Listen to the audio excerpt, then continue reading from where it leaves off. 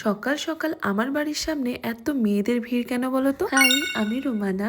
আজকে হলো 365 ডেজ চ্যালেঞ্জের ডে 5। 2026-এর রেজলিউশনে ছিল সেলফ লাভ, অর্থাৎ নিজের প্রতি যত্ন, ভালোবাসা আরো আমাকে বাড়াতে হবে। আগের থেকে স্কিন একটু বেশি ক্লিয়ার হচ্ছে, হেয়ার ফলটাও কিন্তু একটু একটু করে বন্ধ হচ্ছে। এবার ভাবছো না সকাল সকাল দিদির বাড়ির সামনে কেন এত মেয়েদের ভিড় হয়েছে? আসলে 5 তারিখ থেকে শুরু হয়েছে আমার 23 নম্বর কেকের ব্যাচ। খুবই তাড়াহুড়োতে আমাকে রেডি হতে হচ্ছিল, একদম স্টুডেন্টরা চলে এসেছিল, তারপরেই কিন্তু আমি রেডি হচ্ছিলাম। আবার এরই মাঝে মিশো থেকে একটা পার্সেলও চলে আসে। তারপর আমি শুরু করে দিই আমার ক্লাস। ভেবেছিলাম ওই ড্রেসটা পরবো, কিন্তু মা বললো ওটাকে চেঞ্জ করে দে, একদমই ভালো লাগছে না। আর দেখো ক্লাসের শুরুতেই কিন্তু আমি একদম বেসিক নলেজ থেকে শুরু করি, মোল্ড, মেজারমেন্ট কাপ, এগুলো থেকেই একদম। ভেবেছিলাম এইবার ক্লাসে অনেক অনেক করে ভিডিও বানাবো, বাট আনফর্চুনেটলি প্রথম দিন ক্লাসে তো হয়ে ওঠেনি। দেখা যাক দ্বিতীয় দিনে কি হয়। ক্লাসে ময়দা শেষ হয়ে যাওয়ায় আমি ময়দাটা অর্ডার করে এরপর আবারও ক্লাসে ফিরে আসি, আর সবাই কতটা মনোযোগ সহকারে দেখছে। ওরা চলে যায় বাড়ি। ওরা কেমন কি স্পঞ্জ বানালো তোমাদেরকে এর পরের ব্লগে দেখাবো। সন্ধ্যাবেলা একটুখানি আলু কাবলি খাচ্ছিলাম। এরপর বেরিয়ে পড়ে কম্বল কেনার উদ্দেশ্যে রুমানার জন্য। আর এখান থেকে আমরা খুব